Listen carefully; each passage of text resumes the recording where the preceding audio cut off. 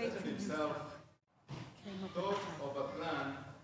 He will take the fruit of the vine, also wheat, and other things given by God as food, and will convert them into poison, which will ruin man's physical, mental, and moral powers, and so overcome the senses that Satan should have full control.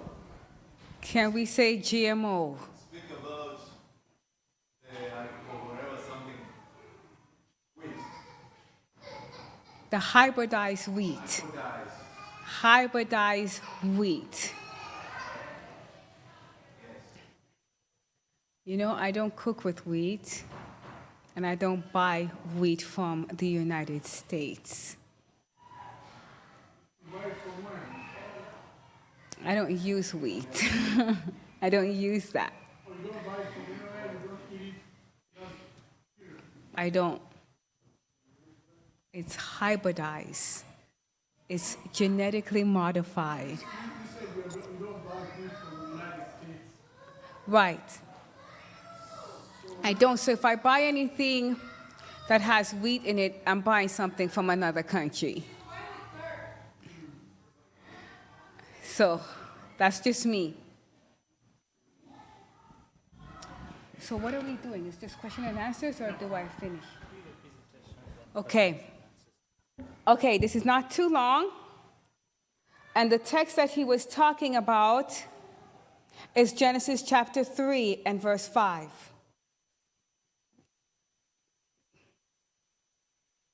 Remember, we were created to be what? What were we created to be? Judges. That's right. So we cannot take that role as a light role. We can't blow it off and pretend that, or be in a state of ignorance where we don't know that. Remember, the Comforter is going to come to give us what? To convict us of sin and of righteousness and of judge. We're going to have to be able to judge. We have such an honored and privileged situation in this great controversy. And all of heaven is watching, because we're told that we have been made a what? A spectacle to angels and to men. They're watching how this controversy is going to end.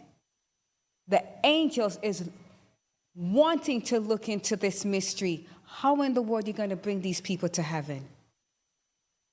Are they going to be so self-disciplined and so dependent upon you, Jesus, that you will bring them up here? How many of you have ever taken a board exam?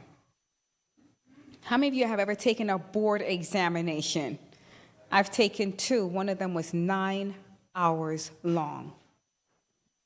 I forgot where I lived. I literally drove down the wrong street. But I passed. 9 hours long? 9 hours long. In this country? Which country is that? To be a dental hygienist. That's not an easy work. Okay?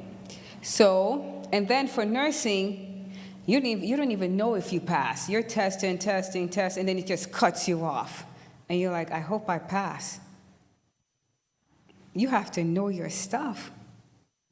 If we do that for a profession in the world, what about our profession as Christians?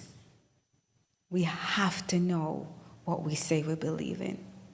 And I'm not scaring you, I'm only encouraging you, because we can know it. And believe it or not, I believe we do know it. It's just that it has not been presented in a concise, chronological, plain way, so you can speak about it as you do know it. A lot of the questions you have about health, you already know, because I already gave you the basics. I promise you. But some things are taught where it's almost like a mystery to us, and it should not be. It really shouldn't. but you'll get it. I'm going to make sure. Let me take my glasses off because I can't see. Oh, you can't see the screen. Sorry. Let me end it one more time because I don't know what this is.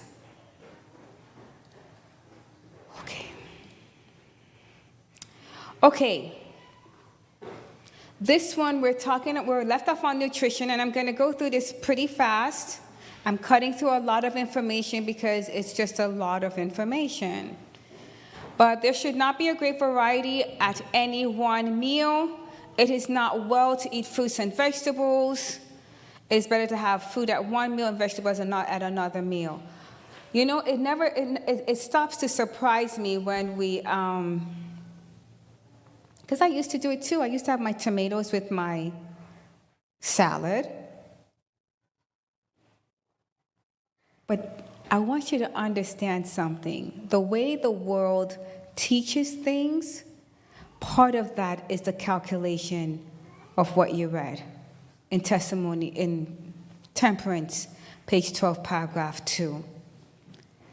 We have been so conditioned to think the wrong way that when you do hear the truth, it sounds strange.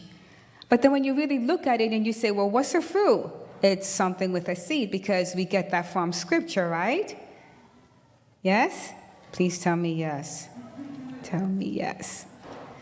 From Scripture, how do you know what a fruit is? Well, the Bible tells us, and we believe the Bible, and it says, and God said, behold, I have given you every herb bearing seed which is upon the face of the earth, and every tree in the which is the fruit of a tree yielding seed, to you it shall be meat. This is Genesis 1, verse 29. We know what that is. The fruit has the seed in it. Why are we eating tomatoes and cucumbers and avocado with vegetables? Because the world says it looks pretty.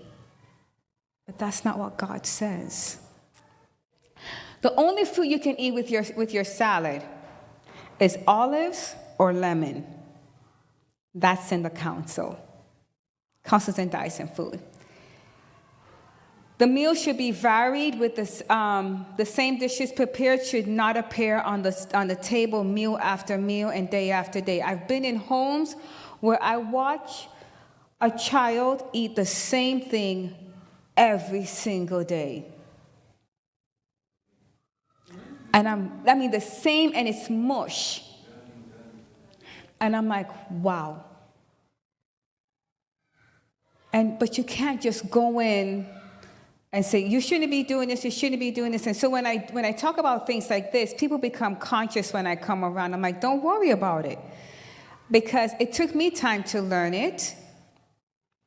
And because you don't know, we're supposed to have compassion on somebody who doesn't know anything or don't understand. And so we are compassionate in teaching them step by step.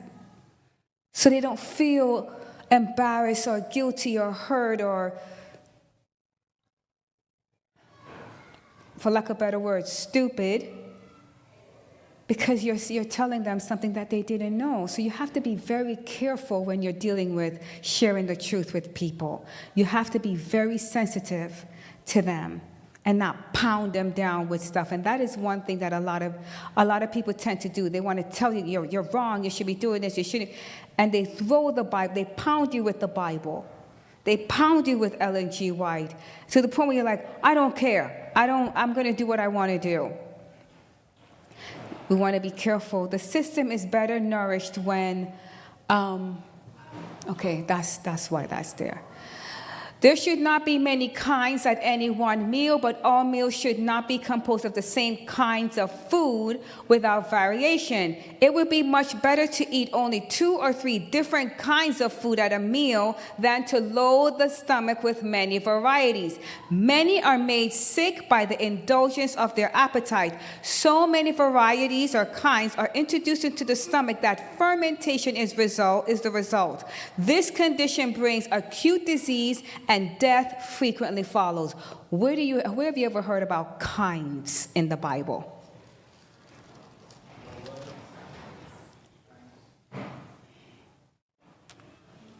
Genesis 1, verse 11. Remember, I'm only going to share things with you from the Bible, the spirit of prophecy, and good science. And God said, let the earth bring forth grass, and the herb yielding seed, and the fruit tree yielding fruit after his, whose seed is in itself upon the earth, and it was so. Do you hear kinds and what a fruit is? Yes? So what do we mean by kinds? Different types. Okay, keep that in mind, okay? Keep that in mind, because nutrition is the hardest one. When you're talking to somebody about the food that they're eating, when I'm consulting with people and I get to nutrition, I know I'm going to get it. And I get it all the time. And there's questions and there's text messages and prove me wrong with this. The other day when I was in Peru, I came back and I talk about stuff and somebody said, well, they sent me a video from Barbara O'Neill, and Barbara O'Neill says this. I'm not Barbara O'Neill, and I know I'm not God, but I know what God says. I'm not putting down Barbara O'Neill because guess what? She was the one who actually treated me personally.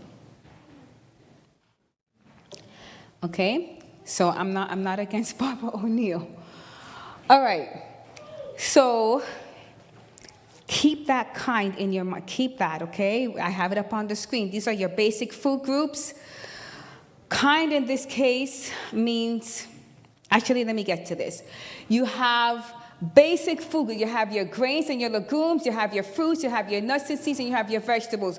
When you are eating your food, you need to have all of these at one meal. Yes. All this is in one meal? Yes. You're like, Camille, you're nuts. Well, I like nuts. My favorite is Brazil and cashews. Anyway, rice, all types, wheat, millet, corn, spelt, you name it, it's there. Legumes would be your green peas, chickpeas, lentils, black-eyed peas, black beans, you name it. Fruits, you got your apples, grapes, melon, you know what a fruit is. Your vegetables, carrots, beets, cabbage, radish, you name it, lettuce, potato, yam, dasheen, cassava, you name it. And of course, your seeds and your nuts. And you need to eat all of this at one meal. I'm not saying eat all kinds of wheat. You have to pick at least one of them. If you do rice, if you do quinoa, then let that be your grain. Now, the reason why legumes and grains are put together is because they provide you with the proper amino acids that your body needs. Your amino acids are your building blocks for your protein. They say eat protein. You do not eat protein. Your body doesn't process stuff when you eat protein. Okay, it has to break down that protein that you eat. If you eat meat, it has to break that down into amino acids. And then your body will use those amino acids based on the need of your specific body. So you don't eat protein. If you're going to eat chicken, they say, oh yeah, you got to eat protein. Yeah. But what your body's going to do is break down that chicken, that protein source, for the amino acids. But God didn't give us meat to eat originally. Okay, so these two, the grains and legumes, they must be put together for you to get that amino acid. Rice and bean gives you all your essential amino acids. Okay, and so you have to combine them together. So if I do like rice and kidney beans, I'm going to get all the protein or the amino acids that I need for my body. If I'm going to eat a slice of millet bread with some cooked lentils, I'm getting the amino acids that I need. Okay? Okay, so that's your grain and legume. But you also need to have fruit or vegetable. So if you're going to make a fruit dish, you will pick one of those or several of those and make that half of your plate. You'll see it later on. If it's going to be a vegetable dish at another meal, you would take whatever, you could steam some cabbage and carrots and some broccoli for color, and then you put it with your legumes and grains, and then you end with some nuts and seeds. Why do you do that? Because nuts and seeds have a lot more fat. So you eat that at the end of your meal, so you're satiated, so you're not eating so quickly, because it's going to take time for your body to break down the fats. So you get to eat all of that at one meal. Just don't eat your fruits and vegetables at the same time. Can you picture what I just said? I'm going to show you more pictures on that. Yes? People eat bamboo. Yeah, bamboo shoots. You've never had bamboo shoots? The Orientals love cooking it with it, like the Thai. Bamboo? Mm-hmm. It's pretty good. You have to get out more. Bamboo. Yes. Actually, bamboo is very high in silica. And silica is what maintains your hair, your skin, your nails, makes your hair shiny. You know what I'm talking about? Yes. Yes. And the bamboo shoots, you have to look this up. You really have to look this. Somebody help him out, please. Please. No, it's not about, you know, where I come from, bamboo is used for fence, number one. Bamboo, gorillas eat bamboo. So It's strange. I know. I understand. But you're going to have to look that one up. Okay? Let's move on. And God said, let the earth bring forth grass, the herb yielding seed, and the fruit tree yielding fruit after his kind, whose seed is in itself upon the earth, and it was so. Well, kind in this case means families. Okay? It means families. You guys get very excited. If you like, how many of you like to eat?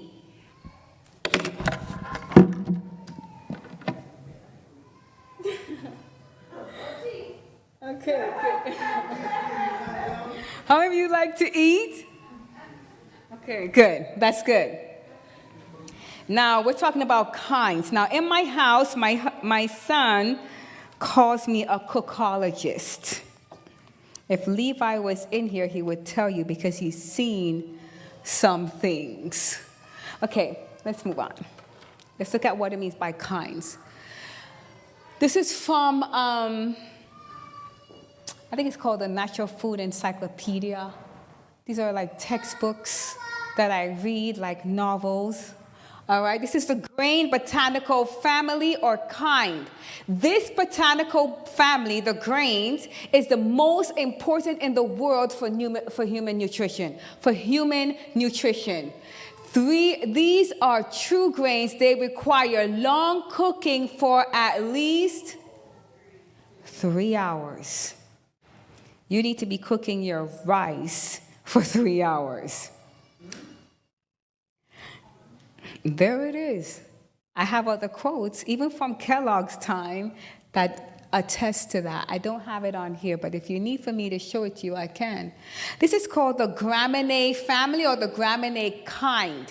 You have bamboo shoots, oats, teff, barley, rice, millet, rice, sorghum, wheat, kamut, spelt, corn, cornmeal, white rice, you name it, it's right there. All of these need to be cooked for 3 hours, especially your oats. If you don't cook oats properly, you will have problems with your digestions, and you may run the risk of having what they call a lacunae stroke. Dr. Agatha Thrash, she talks about that. She was one of those medical missionaries. Go ahead. I know. Believe me when I tell you that I know this. But you'll see why. Now, if you want me to stop and just go with what you're saying, I will stop here. I'm kidding. I wouldn't leave you out like that. And then you have your pseudo grains. Testing.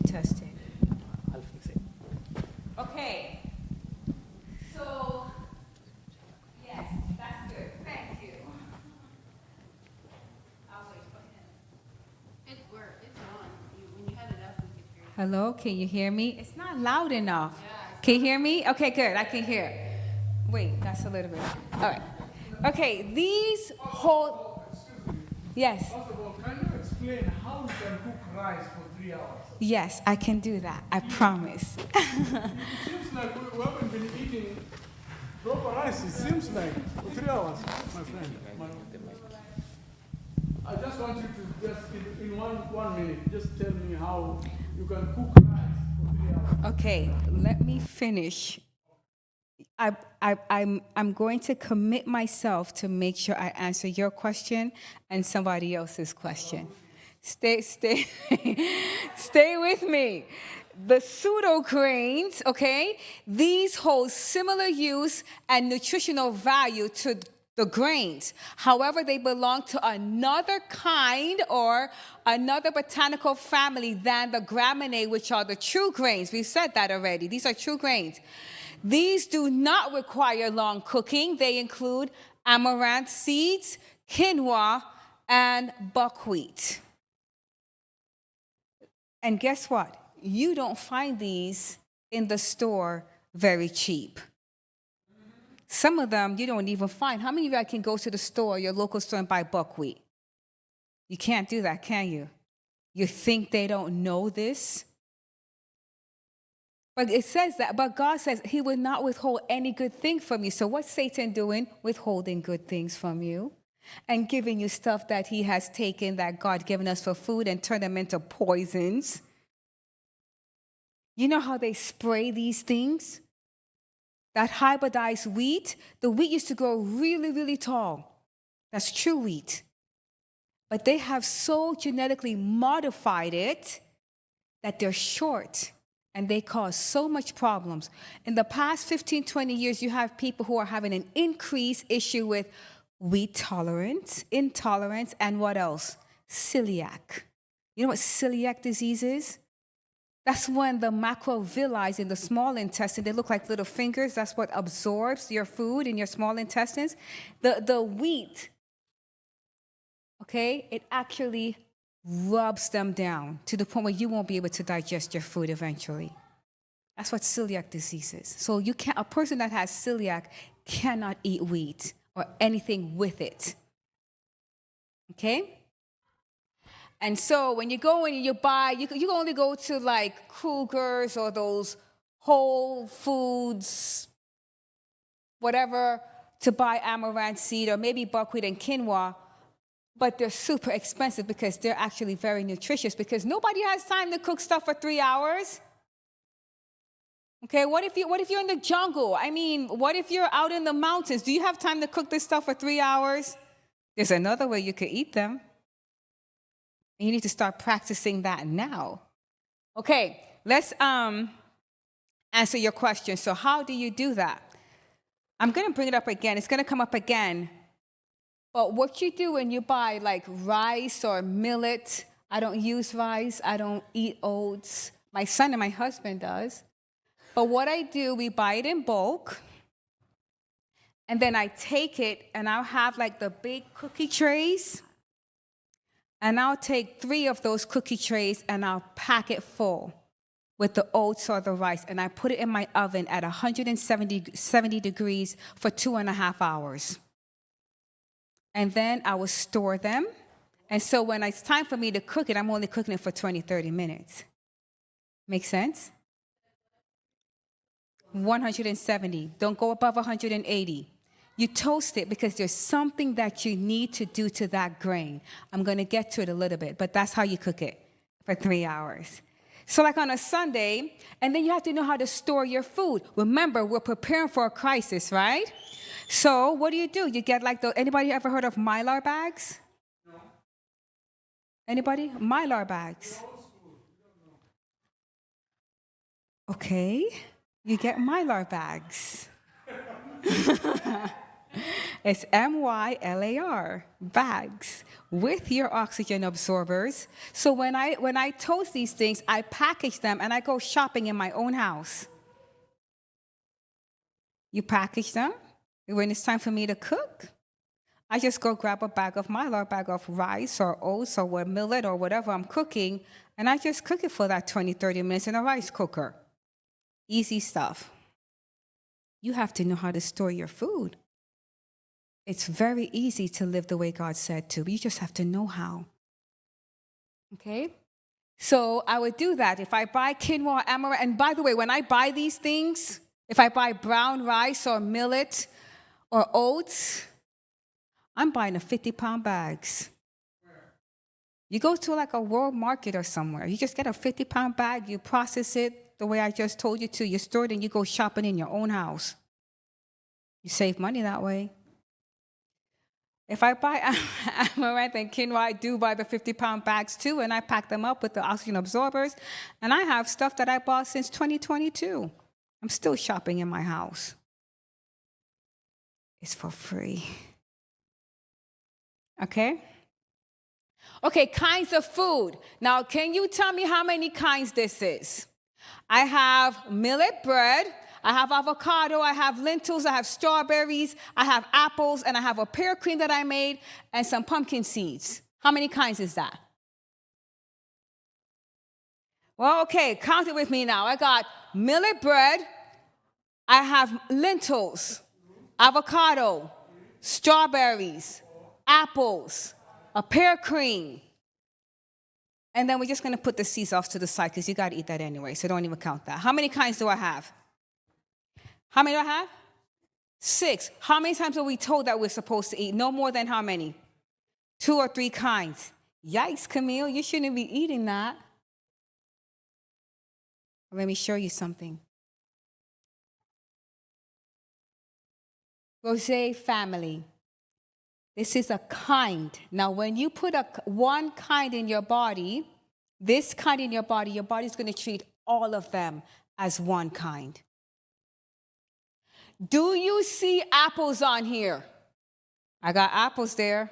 I'm good. That's one kind. Do you see pear on here? I got a pear cream here that I made with some cashews. Okay? That's not 2. That's still one kind because I'm still in this one family here. Do you see strawberries? There goes the strawberry. I got strawberry. So all of this right here is one kind. Does that make sense? Are you with me still? All right. The lentils and the millet, these are your grains and your legumes. They count as one kind because you have to have them to make your protein or your amino acid, correct? And then I have an avocado. Hey, I'm in. That's 3 kinds right there, and that plate looks good. This is how we should eat.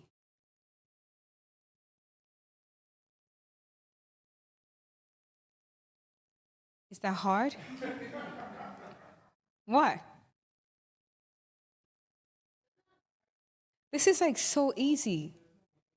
You bake your millet bread, you cook. How hard is it to cook lentils? Okay? You do that, you cut up some avocado, you cut up some fruits, and you're good.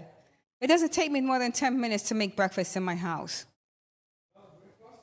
Yes, that's breakfast. If I serve my son anything less than this, he says, Mommy, where's the rest of my food?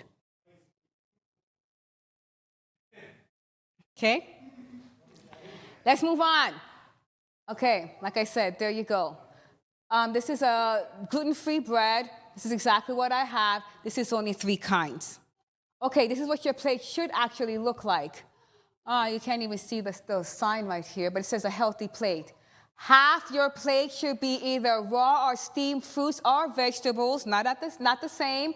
The other half should be split into 2, where you have your carbohydrates and your protein, because your legumes and your grains are counted as one kind, and you can have 1 or 2 kinds of fruits here. And then you just finish up with your nuts and seeds just to make yourself satiated so you're not going for food in 2 hours. No. Okay? That's what it should look like.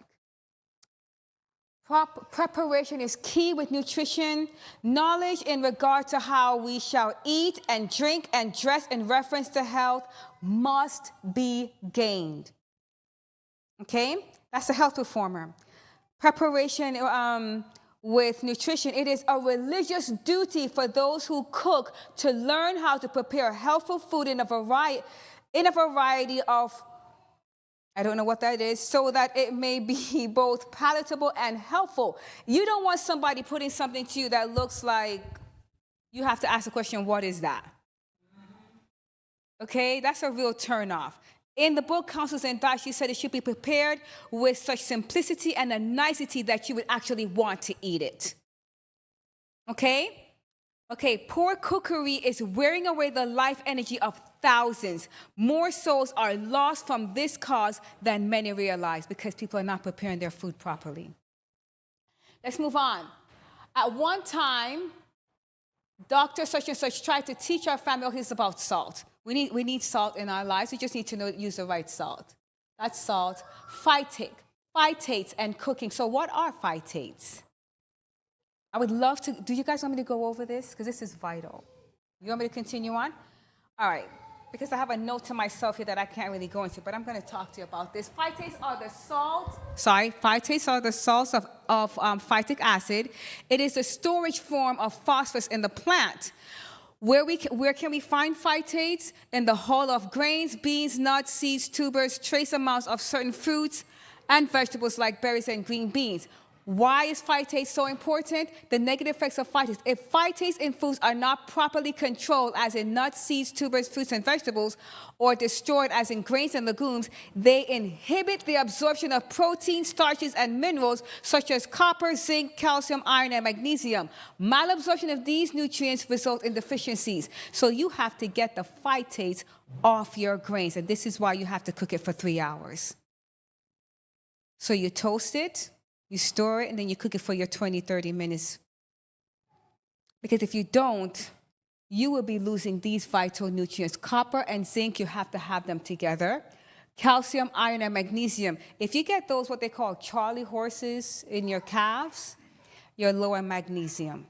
If you're getting like tight chest pain, a possibility is that you're also low in magnesium.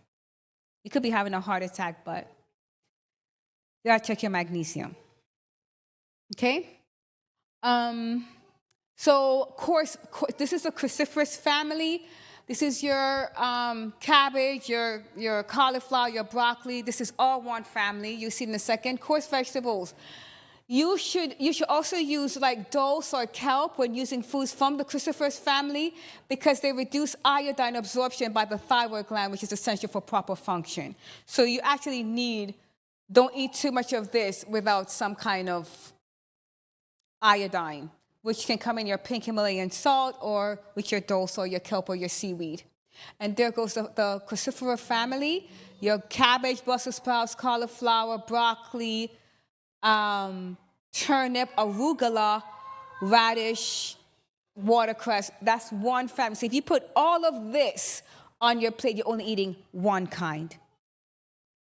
Okay? Because it's the same family. Some vegetables such as carrots, spinach, asparagus, and cabbage, when cooked, supply more antioxidants such as carotenoids and ferulic acid to the body than they do when they're eaten raw. So you should not eat carrots raw. You're doing yourself a serious injustice. Even spinach. No. You're doing more damage to your body when you eat it raw, but the world tells you to eat it raw.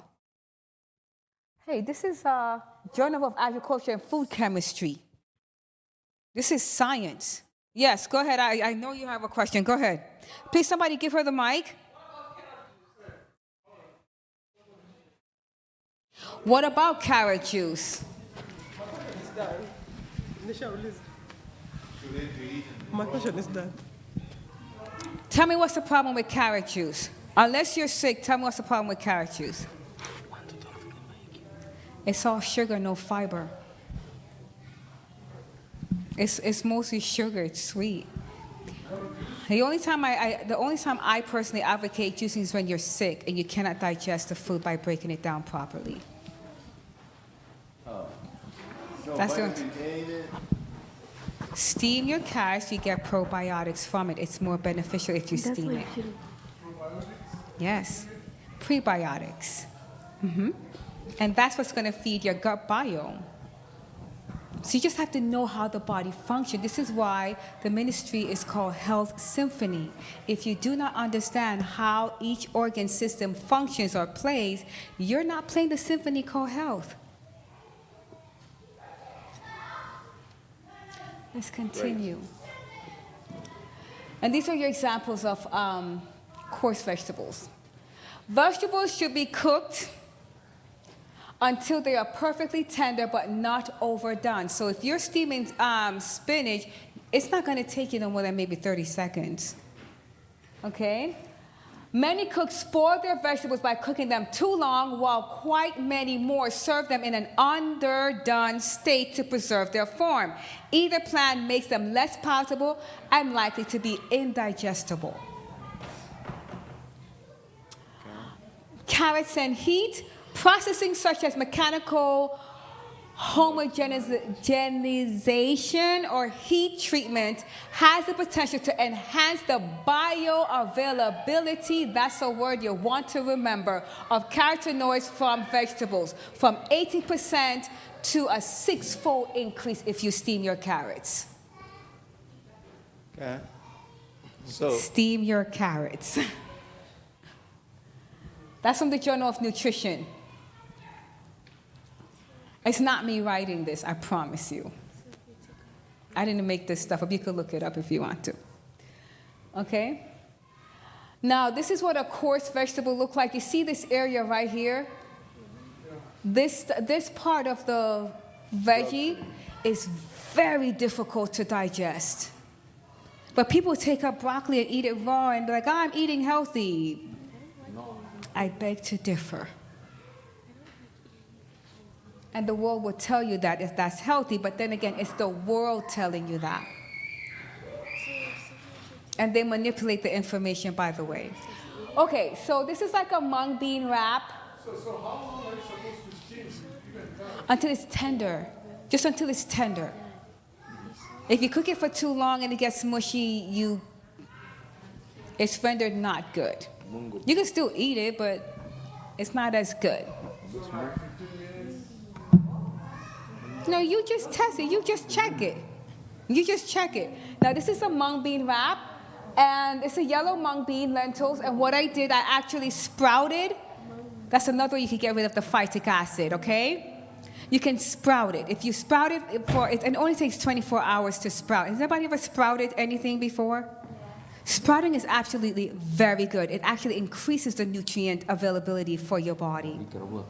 Okay? So what I did, I sprouted the mung beans here, and then it's just water and a bunch of salt, garlic powder, onion powder, and that's it.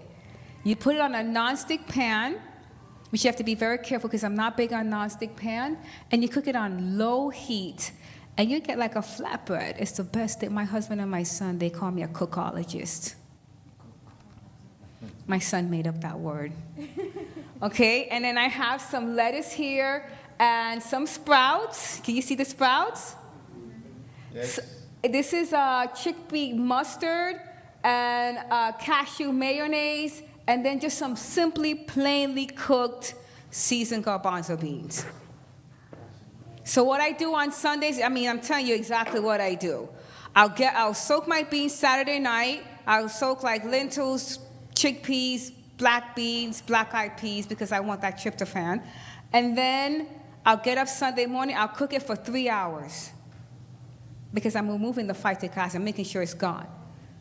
And then I package it and store it in my freezer. So whenever I'm ready, I go shopping in my own house. All I have to do is just make a sauce. And You soak your beans yeah, I do, to remove the phytic acid all night long? all night long, even to the point of sprouting them. 2 nights till they start growing. If you do this, and I'm going to actually challenge you to do this. If you take a pot of lentils and you soak it, look at what happens to the water the next morning. Look at what happens. You're going to see a whole lot of bubbles. You're actually removing the gas from the beans and the phytic acid. Just look at it. Remember, people who are not preparing the food, this is what Ellen G. White said, they're causing more problems for themselves. And then when you finish eating, you feel that bloated feeling and you're, yes, talk to me. When you're doing the beans, you say soaking the beans, but what if you're cooking them in the slow cooker? Is that the same thing, or we need That's to? perfect. So that's okay to do it like that. You don't have to soak them in before you do the slow cooker. You don't. Okay. But you will see something, when you soak them, you will Yeah, see there a are some whole lot types. of foam and bubbles that comes up off of it. I've been doing this for years. And I'm not going to tell you how old I am. Okay? And I'm going to go through, I'm going to just keep. What about this one? Does that plate look pretty? Would you eat that? Yes. This is mangoes, that's one kind. That's blueberry, that's a second kind. And then I have millet and green beans and lentils. That's 3 kinds. Would you eat that? I'm within the 3 kinds. I make sure I follow that rule. It's simple, it's beautiful, it tastes good. And you're eating in accordance to the laws of health. These are simple things. Why a plant-based diet? It's the original diet. And God said, behold, I've given you every herb bearing seed which is upon the face of the earth, and every tree in the which is the fruit of the tree yielding seed. To you it shall be for meat. Research linked plant-based diet to lower rates of heart disease, type 2 diabetes, and some cancers. It also helps to enhance the enzyme activity in your body. You're not doing processed foods. You don't want to do raw foods, a whole bunch of it, and you definitely get your fiber. You definitely get your fiber. Concerns according to the world with plant-based diet. They say you run the risk of having nutritional deficiency. I beg to differ. It gives you digestive issues only if you're not preparing it properly. You probably don't get high enough caloric intake. I beg to differ with that. Increase the risk of stroke. That's if you're not preparing it properly, especially with oats.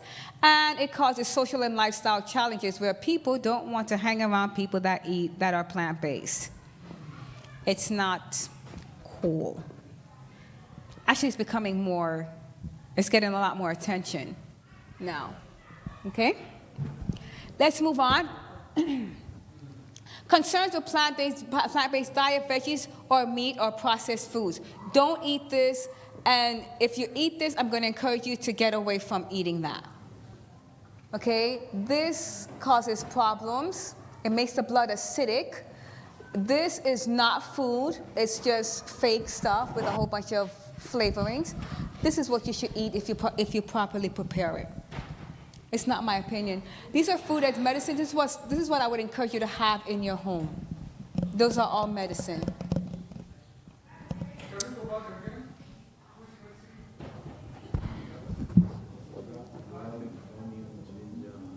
I would love to go into this with you, but I can't. Okay.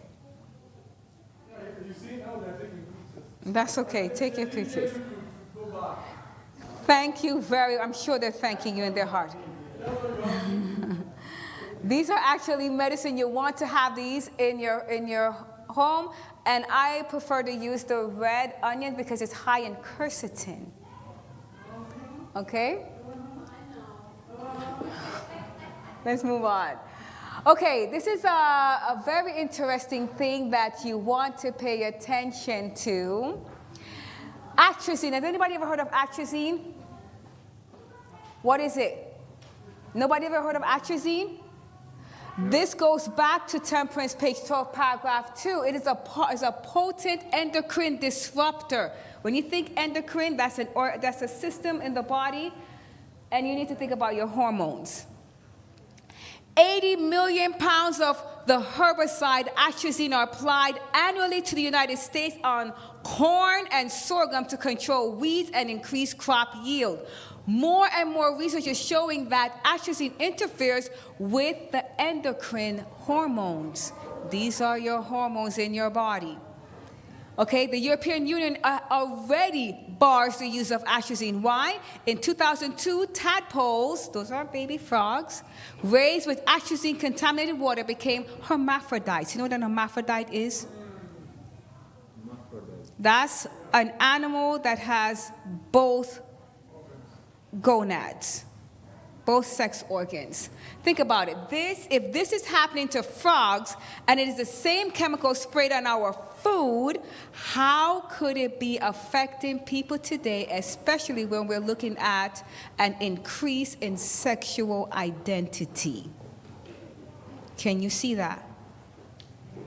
Yikes. People are now questioning if they're a girl, boy, or some other type of existence. Remember, what does the quote say? Until who came up with a plan for himself? Satan himself came up with the plan. You deal with the food, you got them. Water. Okay. This is number 6. Number 7. And you shall serve the Lord your God, and he shall bless thy bread and thy water, and I will take sickness away from the midst of thee. In health and in sickness, pure water is one of heaven's choicest blessings. Its proper use promotes health. It is the beverage which God provided to quench the thirst of animals and man. Ministry of Healing. I don't remember what page it is. What does water do? It detoxifies, especially your kidneys. It aids in digestion. It helps to keep these at bay. Heartburns, constipation, and leaky gut. It keeps the joints flexible. It cushions the brain and the spinal cord. It regulates temperature, maintains blood pressure, and improves respiratory issues. Let's move on to the type of water.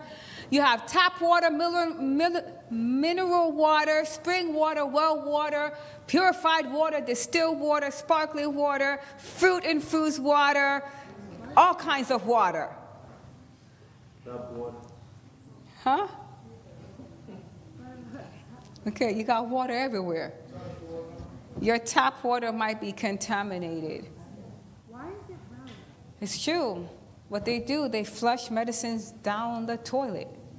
It comes back into your water. Okay, let's see if I really want to share this with you. Bottled water. All right. Adding minerals to water, they say, can enhance its health benefit, improve taste, and help replenish essential nutrients that may be lost during purification process. Why add minerals? Minerals are essential for various body functions, including bone health, muscle function, and maintaining fluid balance. What do they add? Calcium, magnesium, potassium, sodium, and zinc. Let's move on. Now, is potassium chloride in drinking water? Well, yeah. Many of the ingredients that are added to bottled water occur naturally in tap water and in our daily diets. Potassium chloride, for example, is a chemical compound that is often used as a supplement for potassium, which benefit what? Heart health and aids normal muscular and digestive function. So potassium chloride is good, right? Don't answer that. The lethal injection ingredients. What do you think it is? What do you think is in it? There it is. Then a lethal 3-ingredient cocktail is administered topically to contain what? Potassium chloride. Now you tell me why they need to put that in the water. So when you're drinking your bottled water, you need to read the ingredients. I never thought you would have to read ingredients on water. Yikes.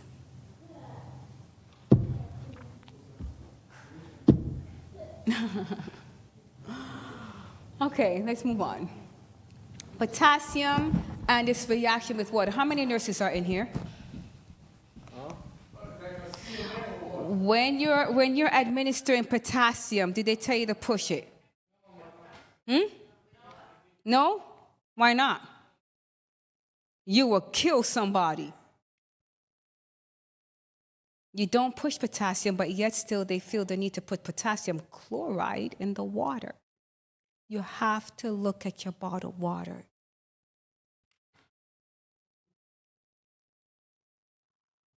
Oh, I don't have the picture. I had a YouTube video to show you what potassium chloride, how it reacts with water. But we're not going to go there. What about alkaline water? This is iodized water or Kangen water, water that has been processed, water that has an increased pH level between 8 and 9 and above. I've seen it higher. Please don't answer me if you drink alkaline water. These claims are not scientifically proven, just so you know. They say alkaline water with a pH of 8.8 may help soothe acid reflux. They say that it neutralizes the acidity in our body by lowering excessive acidic content in the stomach and the gastrointestinal tract. It is ultra hydrating.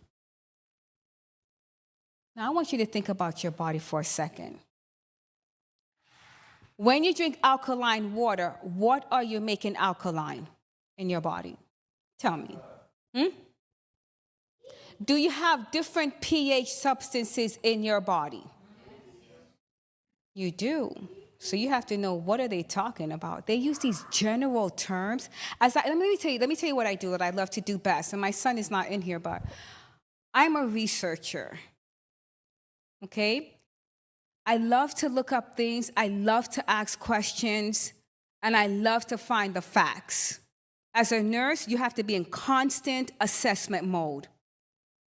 You walk in a room, a patient is not responding to you, you need to start asking a whole lot of questions. Okay? If somebody tell you that something is going on with your house, you're going to start asking questions. For example, I was teaching my son yesterday, going over a school lesson. We're doing science, and we're talking about the scientific method. And I was trying to help him to understand, how do you go through this method, right? Like, what is the first step? Well, the first step is to state the problem. What is the problem? Okay? Well, I used the example of a little boy, a young kid, less than 10 years old, who was driving on the highway, speeding to go to California to buy a Lamborghini for $5. This is real. You can look that up on the news. And if I was a police officer, my question is, there's a kid driving on the highway. I don't even care what speed he's driving, but that's the problem. Can you see that? Okay. My investigation is, who is the adult that was responsible for this child to take a key and get on the highway and drive off? Can we say negligence? Okay, doing the same thing. These people are saying all of these things. You're like, okay, alkaline water with a pH helps soothe the acid reflux. It's talking about the gastrointestinal tract, but how in the world is what are you soothing? To prevent acid reflux. You have to ask these questions like, what exactly are you soothing? The GI tract, where you're telling me that you're trying to do, the only acidic thing in the GI tract is what? The hydrochloric acid. Do you want to neutralize that and make it alkaline? No. So why are you drinking this stuff? Okay, let's continue on. That's not true. Here are some negative effects of alkaline water. Significantly, it alters the absorption of iron, calcium, folate, protein. In animal studies, it also causes growth retardation. Okay, that's from the NIH. So who is telling you this stuff? But they put it out there. They put it on the bottle. I mean, this is a 10. Designer water.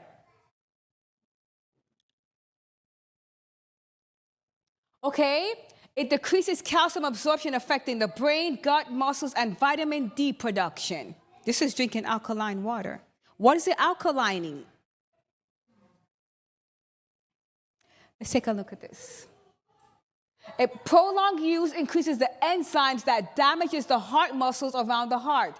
It causes metabolism abnormalities, metabolic alkalosis, edema, mental confusion, hypertension, and it opened the doors for a parasite in your gut because your hydrochloric acid is not killing them. And it's a burden on the kidneys. Why? Because your kidney already produces sodium bicarbonate, which is alkaline in and of itself. Your kidneys and your lungs work together to maintain the pH of what? The blood. There's a specific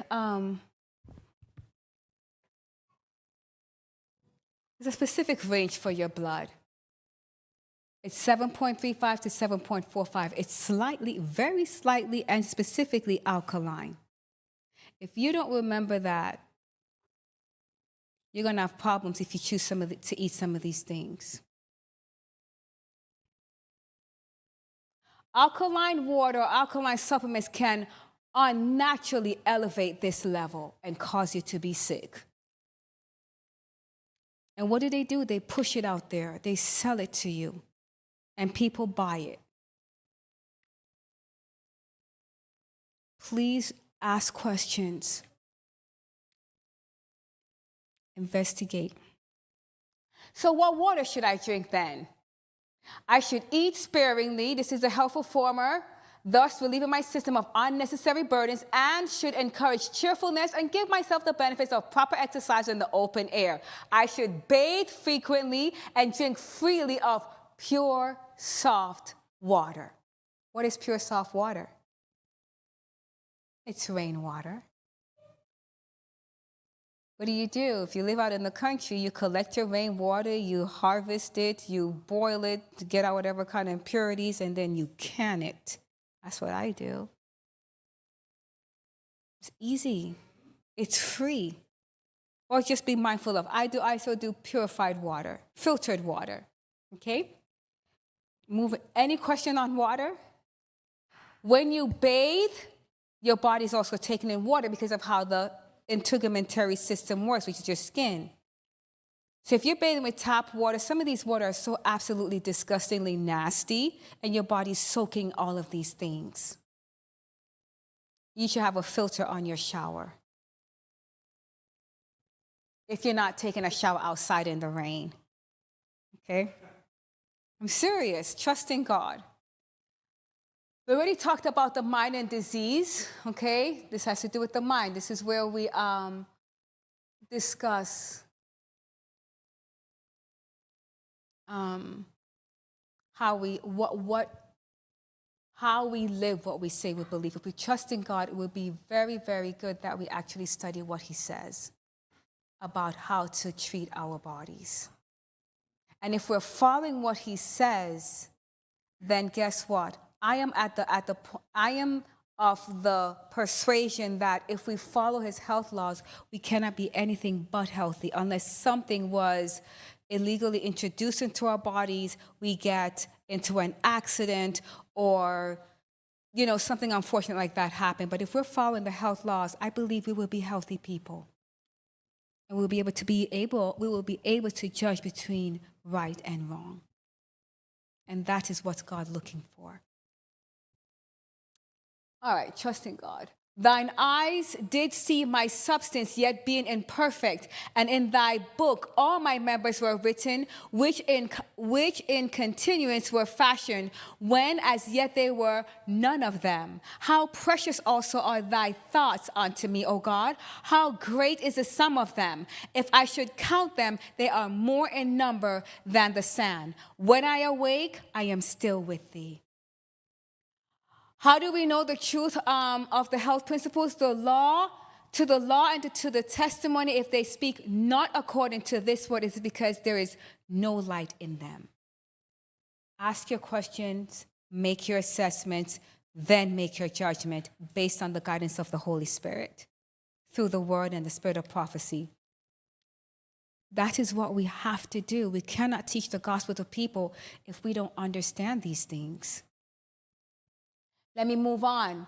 Healing is from God. What does inspiration say? And God said, behold, I have given you, I've read this before.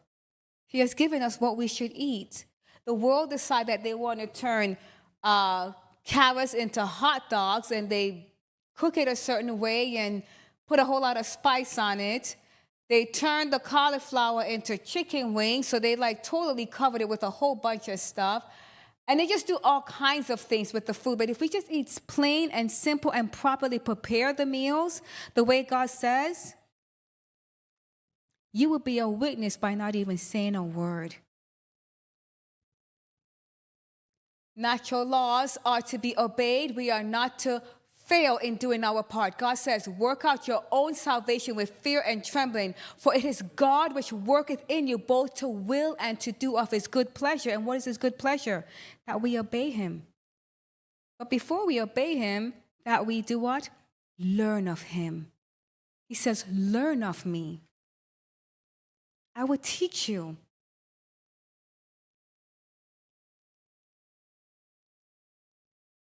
Am I going backwards? Okay, I already went through all of these. This is how, just think positive. When you're eating, you shouldn't be angry. You won't digest your food properly. Cleanliness. That's number 9. 1 Corinthians 14, verse 40 said, let all things be done decently and in order. Order and cleanliness is the law of heaven. And in order to come into harmony with the divine arrangement, it is our duty to be neat and nasty. Is that true? And tasty, okay. This is very important to God. Tasty means you arrange the home and in such a way that it shows some type of order and uniformity. When you walk into your house and it's a racket, how do you feel? Do you feel good? Like, I'm home. It doesn't have a positive effect on the mind, does it? Okay, so why is this so important? Well, in regard to cleanliness, God requires no less of his people now than he did of ancient Israel. A neglect of cleanliness will induce disease. This is how to live. Throughout, thoroughgoing sanitary regulations were enforced. These were enjoined to the people not only as necessary to health, but as the condition of retaining among them the presence of the Holy One. By divine authority, Moses declared to them this. This is Deuteronomy 23, verse 14. The Lord thy God walketh in the midst of thy camp to deliver thee and to give up thine enemies before thee. Therefore shall thy camp be holy, that he see what? No unclean thing in thee and turn away from thee. If our house is messy and dirty, God is not pleasurable, takes pleasure in that.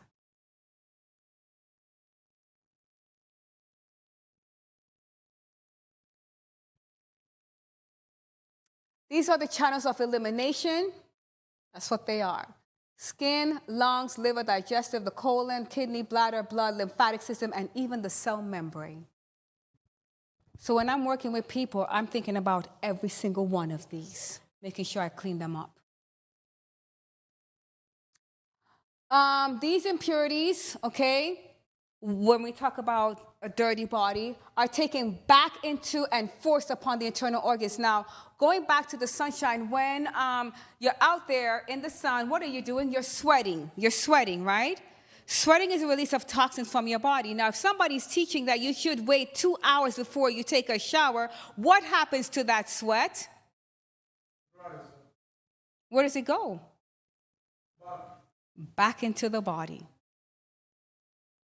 So you have to ask the question, what sense does that make?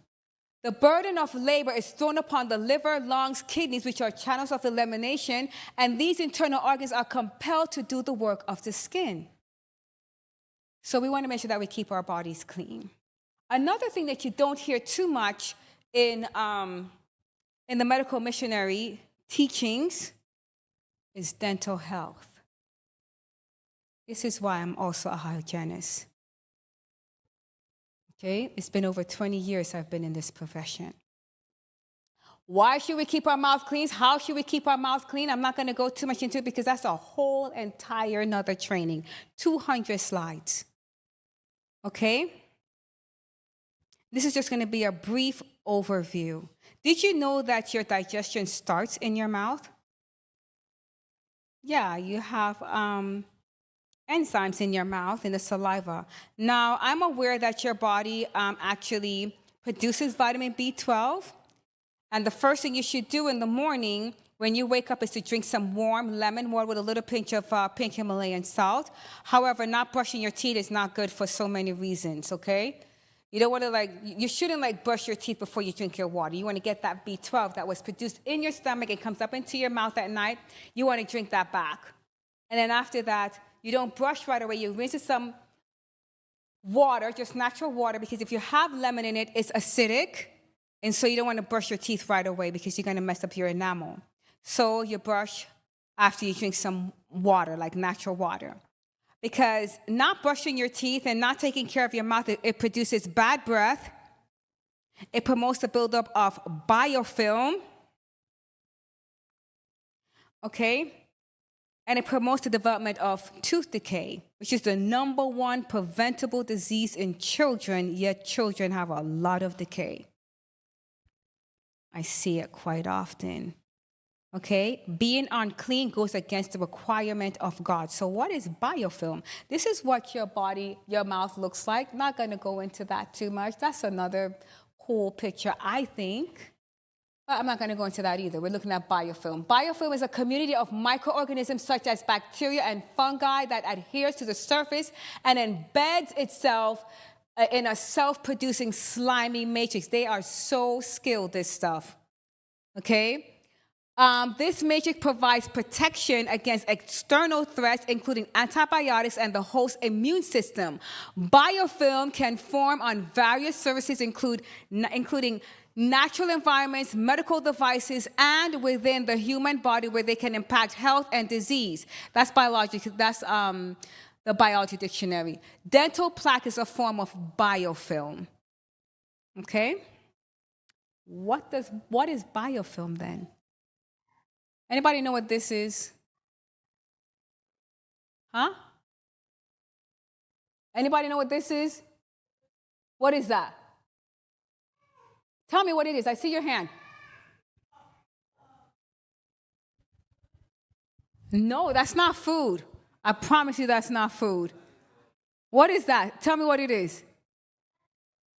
Nope, it's not sugar. Somebody tell me what. Come on, people. It's dental plaque. You know what plaque is? It's biofilm. It's a whole bunch of bacteria piling up on the teeth. And it only takes 24 hours to form on the teeth. Okay? I used to treat the Native American, the kids, and I go in and I check their teeth, and they said, "Hey, Miss Camille, look, I can scrape this off my teeth." In my mind, I'm like, ew.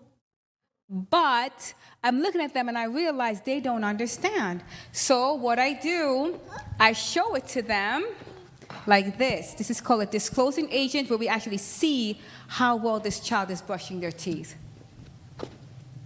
Okay? This child's not really brushing their teeth. This stuff takes it's a whole bunch of bacteria and their waste products. 5 minutes? My time is up? Okay. This stuff, if you ever see like this ring around your sink or anything like that, that's another form of biofilm. Okay? All right, I'm going to go on because I was told that I can't go any further. When you have biofilm, it turns into calculus. Calculus causes your gums to bleed. So if your gums are bleeding, guess what? You now have a direct access to that bacteria into your bloodstream. If you're a diabetic, you have problems. If you have heart disease, you have problems too, because now this bacteria is getting into your bloodstream and it's going to cause problems. It's actually going to cause your body to extract the tooth on its own. That's what we know as gum disease. So how do you brush your teeth then? You have to brush your teeth with the toothbrush along the gum line and allow it to get up into that space. And that's what it looks like. How do you floss? Is this a good way to floss? Can you see the stuff on this person's teeth? Can you see that? Is this a good way of flossing? You go and you just get that stuff off the teeth, right? How do you say this is the right way? Raise your hand. Good for you, because it's not. This is where you need to be. That's a natural space between your gum and your teeth, and you have to go that far. That's this space right here. The gums doesn't attach to the tooth all the way up to where you see the gum line. It actually has a space that's called the sulcus. Okay?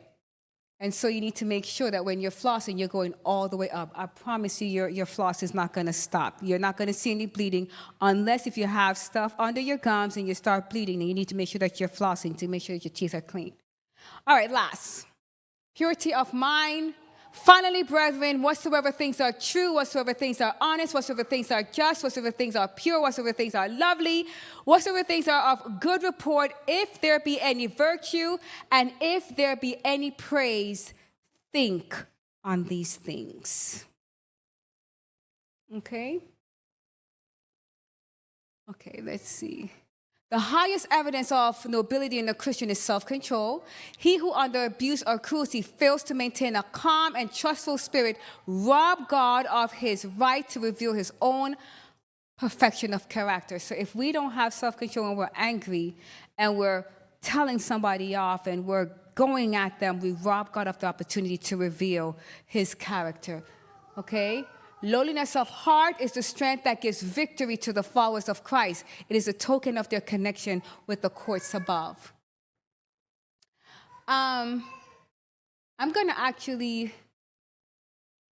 Nope, this is it. For this is thankworthy, if a man for conscience towards God endure grief, suffering wrongfully, for what glory is it if when ye be buffeted for your faults, ye shall take it patiently? But if when ye do well and suffer for it, you take it patiently, this is acceptable with God. For even hereunto were ye called, because Christ also suffered for us, leaving us an example that we should follow his steps, who did no sin, neither was guile found in his mouth, who, when he was reviled not again. When he suffered, he threatened not, but committed himself to him that judges righteously. If we are allowing ourselves to have the mind of Christ, we won't respond to a lot of the things that bothers us. We'll just commit ourselves to God and let God deal with it, because he says, let wrath have its way, because vengeance is mine. That's all I have for you. I know it was a lot, but that's what I have. Any questions? There's a lot more to this, but that was a condensed version. Half the people are sleeping. That's okay, I understand. We're thinking. Sure. Yes. I can't hear her. I'm pretty much done. I finished in my 5 minutes. What kind of water is good? I told you guys. She said? The ideal water is rainwater. Then you do your filtered water, your purified filtered water.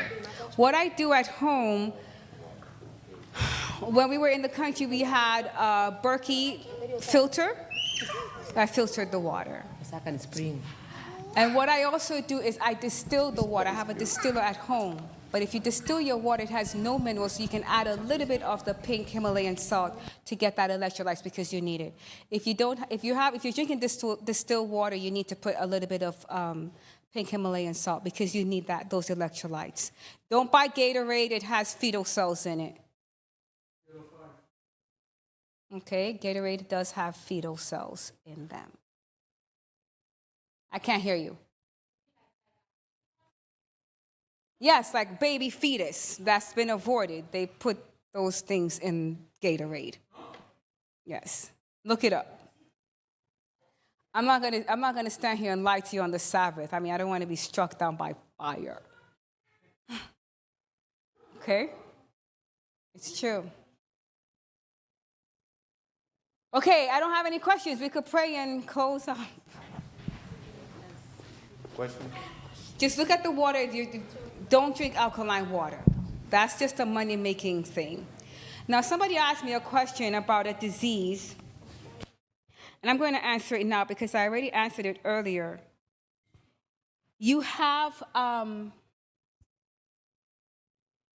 method that God has told us, okay? It says to ascertain the cause. Find out the cause first. If you're told that you have a condition, you need to find out what the cause is. Leviticus chapter 17, verse 11 tells you that the life of the flesh is in the blood is what nourishes every single part of your body. Now, if that blood is not clean, your chances of getting a disease is very high. Now, when people ask me about a disease, there's a lot of things that I have to ask them. Because when I ask questions, I'm not just focusing on that disease. I'm looking at each organ system and how they function and see how they relate to each other so I can help you to deal with that. That is what I do. So if there's a problem with digestive issues, I have to look at it. If there's a problem with thyroid, I have to look at the brain.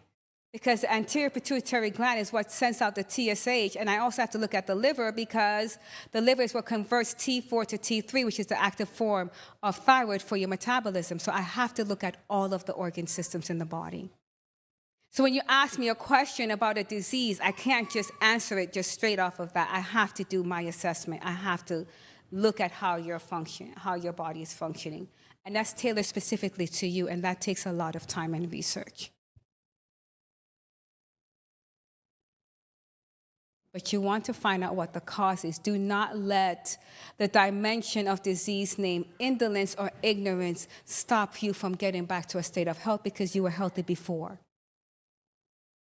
And remember what disease is. It's an effort of your body trying to get back to a state of health because some law was violated, combined with a dimension of disease.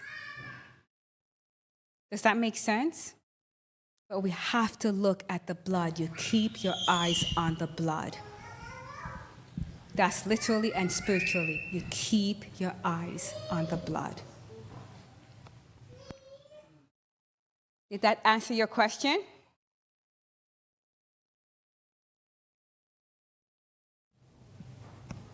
Any questions? There's one over here. Okay, go ahead. How do you collect rainwater? Huh? How do you collect rainwater in the city, if you live in a city? I wouldn't necessarily collect rainwater in the city. There's too many contaminants in the air. When I was living in the country, that's when I did that. You just get your buckets with your mesh and whatever, and then you collect the water.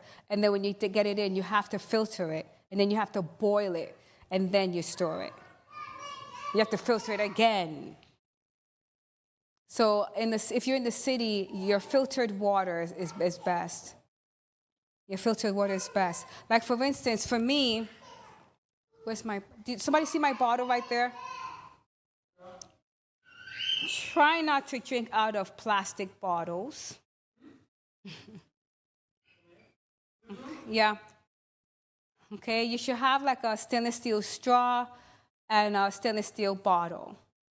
Okay, so that has a charcoal filter in it. My water bottle has a charcoal filter in it. Just spend the money and get a charcoal filtered bottle of water and get filtered water and put a little bit of salt in it and you will be fine. When I travel out of the state to other countries, I have to watch the water that I drink. And so we have a durable bottle. Okay, so you just have it now. Drink out of stainless steel straws. Just make the investment for yourself because in the long run, you're protecting your body. It takes up to 10 years for cancer to start before you even realize that you have cancer. And every day you want to live to protect yourself from that.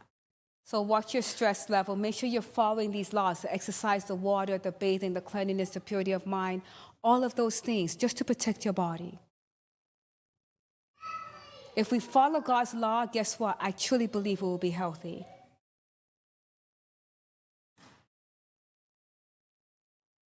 And there are people out there who can help you. Go ahead. Yes.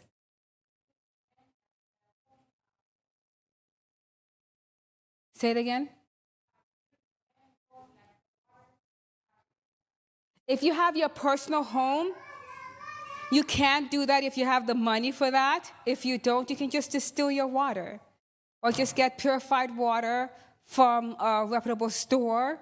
Like those big blue primo bottles. What I do when I have those bottles, I actually take the water out and I boil it myself, and then I store them in glass containers. That's what I do. You may say I'm extreme, but that's okay. I'm comfortable with what I'm doing, and it hasn't caused me any problems.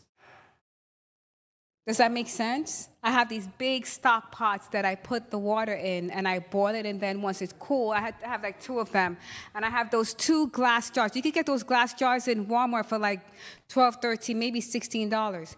And you just put your water in, and you drink your water from that in your glass. I don't use plastic in my house. Okay, try to keep the plastics down, because you also have an issue with microplastics now. Okay, try to keep that as a minimum. Don't store your food in plastic containers, get glass. Okay, or the Mylar bags. That's another thing that you can store your food in. And so when you go to drink your water, drink out of a glass, like those canning jars, like those mason jars. I mean, come on, it's cool. It's country living type looking glass container. Drink out of that, you know, and put a lemon on the side, make it look cool or whatever. But try to think about the kind of things that you're using for your body. The microwave, don't do microwave popcorn. It will kill you. I'm going to say that straight, okay? But the microwave is not good for us. That's just quick, fast, and easy. That stuff is convenience is what's causing a lot of problems for people. Get a $16, $17 microwave popcorn popper machine and do your own popcorn. But those microwavable popcorns are absolutely dangerous. I'm sorry if I'm giving you bad news, but I need for you to know these things so you can protect yourself. Any comments, any questions, any concerns?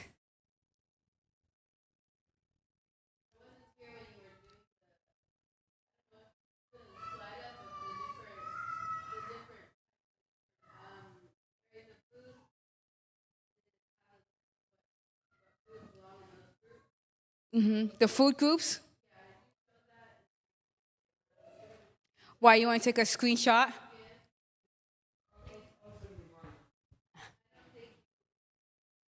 Hang on, let me see here. Let's see if I can find that. And if you don't have any questions, Isaac, I'm finished. For this session, the Pathfinders had something to do. So, Olivia, if you can prepare. Okay.